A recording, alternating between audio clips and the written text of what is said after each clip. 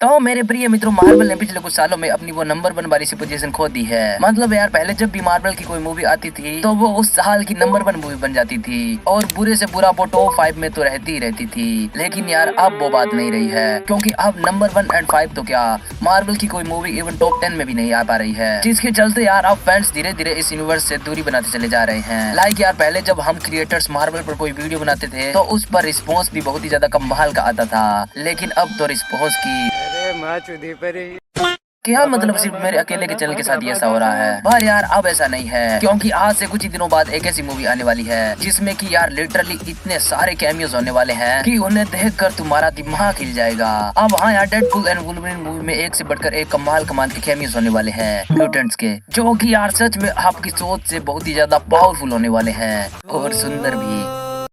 जिसमें से यार कुछ एक को तो हमें इसके टीजर एंड ट्रेलर में ही दिखा दिया गया था, पर जो भी बच गए हैं और हमें पिछले एक्समैन मूवीज में दिख चुके हैं, लाइक अपना बिना मुंह का डेडपूल, आज इस वीडियो में हम उन्हीं पर बात करने वाले हैं। क्योंकि यार एज आई सेड बिफोर, ये मूवी फुल ऑफ कैमियोबाजी से भरी होने वाली है, तो कोई पता नहीं है कि इस मूवी में कब हमें कौन दिख जाए। तो अब चलो यार, ज्यादा टाइम ना वेस्ट करते हुए शुरू करते हैं। बट हाँ भाई लोग, इस वीडियो में हम सिर्फ उन्हीं म्यूटेंट्स के बारे में बात करने वाले हैं जो कि हमें एक्समैन मूवीज में दिख चुके हैं, तो उनकी रैंक को भी उनकी मूवीज में दिखाई गई पावर के हिसाब से ही रखा जाएगा। तो अगर बात करें नंबर 10 की, नंबर 10 क्लोसेस। अब यार ये चमकू चंद जिसका नाम क्लोसेस है, इसके दो वर्जन हमें फॉक्स के यूनिवर्स में दिखाए जा चुके हैं, पहला एक्समैन मूवीज में और दूसरा डेडपूल की मूवीज में। अब यार वैसे तो इसके पास कोई उतनी ज्यादा खास एडवांस लेवल की पावर है नहीं, पर यार ये बंदा फिजिकली बहुत ही ज्यादा पावरफुल है और ऊपर से इसका पूरा शरीर भी मेटल में तब्दील हो सकता है। मतलब एक तरह से आप इसे एक्समैन यूनिवर्स का सख्त लौंडा भी बोल सकते हो।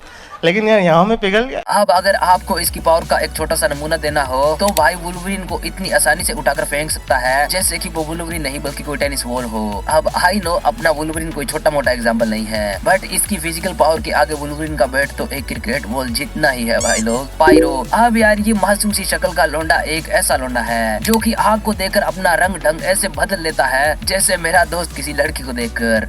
अबे साले। मतलब यार ये म्यूटेंट आग को कंट्रोल करने की पावर रखता है, मींस आग की लपटों से ये कुछ भी कर सकता है, लिटरली कुछ भी। मतलब अगर आपको एक छोटा सा एग्जांपल देना हो तो सपोज अगर ये एंड गेम में होता तो थैनोस की जितनी भी शिप्स थी जो कि आग की मदद से उड़ रही थी हवा में, उनकी आग को ये कंट्रोल करके लिटरली चंद सेकंडों में उसकी सारी आर्मी को राख बना सकता था। पर जो इसके साथ बस एक बड़ी दिक्कत है वो ये कि आग को प्रोड्यूस नहीं कर सकता है। मतलब अगर इसके पास आग नहीं हुई तो फिर ये किसी काम का नहीं है। अब इसीलिए ये हर वक्त अपने साथ एक लाइटर लेके चलता है और घर वाले इसे ऐसा बोल के पीट देते हैं कि लौंडा हमारा बीड़ी पीने लग गया है। साले तू। अब इस कैरेक्टर को हमने ऑलरेडी डेडपूल एंड वुल्वरीन के टीजर में देख लिया है। हाँ, इसी मासूम से चेहरे वाले की बात कर रहा हूँ। बाकी यार अगर बात करें नेक्स्ट कैरेक्टर की, मिस्टिक। अब यार ये कैरेक्टर सच में बहुत ही ज्यादा इंटरेस्टिंग कैरेक्टर है, दिखने में भी और पावर्स में भी। बहुत मनुष्य लग रहे हो, मत करो, रन लो। क्योंकि यार बंदी जिसका चाहे जब चाहे बड़ा हो या छोटा हो आसानी से ले सकती है। है ये लोंडा। रूप। मतलब यार ये अपना रूप बदलने में इतनी ज्यादा माहिर है कि इसने प्रोफेसर एक्स, उस प्रोफेसर एक्स जिसकी इजाजत के बिना कोई परिंदा भी उसकी लैब में पर नहीं मार सकता है, उसके टकले के नीचे से रूप बदलकर साइबरों में हेर फेर कर दी और एक बार तो अपने वुल्वरीन के भी अरमानों के साथ खेल डाला। अब रूप बदलने के अलावा इसकी फाइटिंग स्किल्स भी काफी ज्यादा कमाल की है, जिसकी मदद से ये शुरू की 2 एक्समैन मूवीज में अपने वुल्वी भाई को भी कमाल की टक्कर दे चुकी है।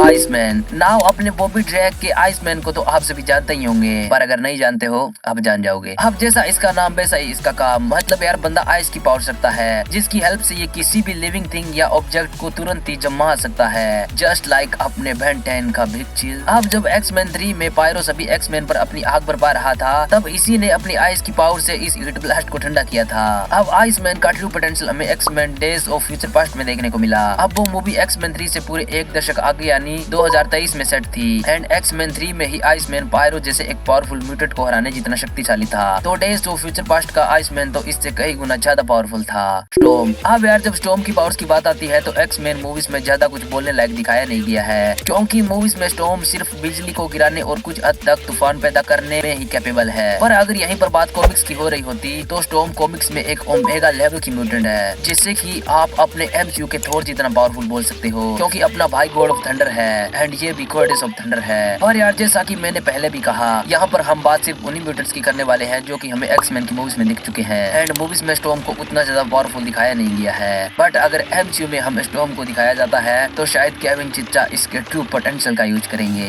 वुल्वरीन। अब यार अगर फॉक्स का एक्समैन यूनिवर्स किसी कारण से फेमस हुआ तो वो अपने वुल्वरीन भाई के कारण, क्योंकि यार इसी बंदे के कारण एक्समैन की मूवीज को दुनिया में वो नाम मिला जो कि वो डिजर्व करती थी। अब एक तरह से आप इसे एक्समैन का टोनी स्टार्क कह सकते हो, क्योंकि जिस तरह से अपना आयरन मैन अपने खुद की सोलो मूवीज के अलावा भी कई एमसीयू प्रोजेक्ट्स में दिख चुका है, उसी तरह से वुल्वरीन भी अपने खुद की सोलो मूवीज के अलावा भी कई एक्समैन मूवीज में दिख चुका है। अब हाँ, भले ही ये सबसे पावरफुल म्यूटेंट ना हो, पर इसके एडमेंटियम के पंजे और कमाल का हीलिंग फैक्टर इसे magneto, sentinels, mistake, sabretooth and और भी कई अनगिनत म्यूटेंट्स को हराने जितना पावरफुल बना देते हैं। और यही वो कारण भी है कि सबसे ज्यादा पावरफुल ना होने के कारण भी वुल्वरीन फैंस का सबसे फेवरेट म्यूटेंट है और अब वो हमें एमसीयू में भी दिखने वाला है, मैग्नेटो। अब यार ये बंदा सच में एक बहुत ही ज्यादा पावरफुल कैरेक्टर है। लाइक पायरो आग से कुछ भी कर सकता है। अब बिल्कुल उसी तरह से मैग्नेटो भी अपने मैग्नेट की पावर के कारण लोहे के साथ कुछ भी कर सकता है, कुछ भी। लाइक जो इंसानों के हथियार है जिनमें सबसे पावरफुल कैटेगरी में गन्स एंड मिसाइल्स आ जाती है, वो भी इसके सामने कुछ नहीं है, क्योंकि एट द एंड बनी तो वो भी लोहे से है। अब इसकी पावर का अंदाजा आप इसी से लगा सकते हो कि इसने एक्समैन 3 में एक पूरे के पूरे ब्रिज को उठा दिया था और लोहे के सिर्फ एक टुकड़े के साथ ये कितना ज्यादा पावरफुल है इसका भी एग्जांपल हमने मूवी में देखा। मतलब जब मैग्नेटो को एक पूरी तरह से प्लास्टिक से बनी जेल में कैद कर दिया जाता है, तब उसके लिए काम करने वाली मिस्टिक अपना रूप बदलकर एक पुलिस वाले के खून में आयरन मिला देती है। एंड यार जब वो पुलिस वाला मैग्नेटो के पास पहुंचता है तब वो उसके खून में से आयरन को निकाल लेता है और उसकी 3 बॉल बनाकर एक हाईली सिक्योर्ड जेल को तोड़कर वहां से निकल आता है आसानी से। अब इसके अलावा जो इसने हेलमेट पहन रखा है, इसके कारण अपने प्रोफेसर एक्स भी इसका कुछ नहीं बिगाड़ सकते हैं, कुछ भी नहीं। Jason striker. अब यार विलियम स्ट्राइकर जो कि म्यूटेंट से बहुत ज्यादा नफरत करता था, उसके खुद का बेटा ही एक म्यूटेंट निकला और वो भी कोई ऐरा गैरा नहीं। मतलब यार मानसिक तरीके से ठीक ना होने के कारण भी जेसन स्ट्राइकर इतना ज्यादा पावरफुल था कि उसने उस म्यूटेंट को अपने वश में कर लिया था, जो कि खुद ही औरों को वश में करने के लिए जाना जाता है। मतलब यार हाँ, एक्समैन 2 में जेसन स्ट्राइकर ने प्रोफेसर एक्स को ही अपने काबू में कर लिया था। और जब हम प्रोफेसर एक्स की बात कर ही रहे हैं तो अगला कैरेक्टर भी खुद प्रोफेसर एक्स ही है। अब यार प्रोफेसर एक्स कितने ज्यादा पावरफुल है ये तो शायद किसी को बताने की जरूरत है, क्योंकि यार ये बंदा पूरी दुनिया में लगभग जिसे चाहे उससे अपने काबू में कर उससे कुछ भी करवा सकता है। लाइक एक्समैन 1 एंड 2 में अगर प्रोफेसर एक्स चाहता तो वो सेबरटूथ एंड मिस्टिक जैसे कैरेक्टर को अपने वश में कर मैग्नेटो को आसानी से हरा सकता था, लेकिन उसने ऐसा नहीं किया। अब अगर आपको एक छोटा सा एग्जांपल देना हो कि प्रोफेसर एक्स कितने ज्यादा पावरफुल है, तो यार मेंटिस जैसी एक छोटी मोटी सी टेलीकाइनेटिक बीइंग ने भी थेनोस जैसे एक पावरफुल बीइंग को अपने वश में कर लिया था। तो सोचो अगर इन्फिनिटी वॉर में प्रोफेसर एक्स होता तो वो लगभग हर उस कैरेक्टर को अपने वश में कर लेता जो कि थेनोस की ओर से लड़ रहा था, और फिर उसके बाद वो जैसे चाहे उन्हें अपने इशारों पर नचा सकता था। नोट कमाए दुनिया ने तेरी यार ने भाईचारा रे। लीच। अब यार भले ही इस कैरेक्टर का एक्समैन यूनिवर्स में उतना ज्यादा कुछ खास इंटरफेरेंस हो ना, पर फिर भी ये सबसे पावरफुल एक्समैन कैरेक्टर में काफी ज्यादा ऊपर की जगह रखता है, क्योंकि यार चाहे कोई कितना भी ज्यादा पावरफुल म्यूटेंट क्यों ना हो, जब वो इसके पास होता है तो उसकी शक्तियां काम की नहीं रहती है। अब एक्समैन 3 में इसी के डीएनए की हेल्प से म्यूटेंट्स को इंसानों में बदलने वाली दवा को बनाया गया था, क्योंकि इसकी प्रेजेंस ही इतनी ज्यादा पावरफुल है कि इसके आसपास चाहे कोई कितना भी पावरफुल एक्समैन कैरेक्टर क्यों ना हो, उसकी शक्तियां किसी भी काम की नहीं रहती है। अब जैसे जगरनॉट पहले आसानी से दीवारों को तोड़ते हुए आ रहा था, लेकिन जब वो इसके पास आया और फिर उसने दीवार को तोड़ने की कोशिश की तो भाई दीवार से टक्कर खाकर बेहोश हो जाता है, क्योंकि जैसा कि मैंने कहा इसके पास किसी भी म्यूटेंट की कोई भी पावर किसी भी काम की नहीं है। बाकी बस यार इस वीडियो में इतना ही। अब अगर मुझसे कोई नाम छूट गया हो तो प्लीज यार आप कमेंट करके जरूर बताना। एंड हाँ, अगर यहाँ तक इस वीडियो को देख रहे हो तो प्लीज यार बिना लाइक के तो मत ही जाना, मत जाना, यहीं पे रहो मरो। अम्मा बहन पे आ जाऊंगा मैं इनकी।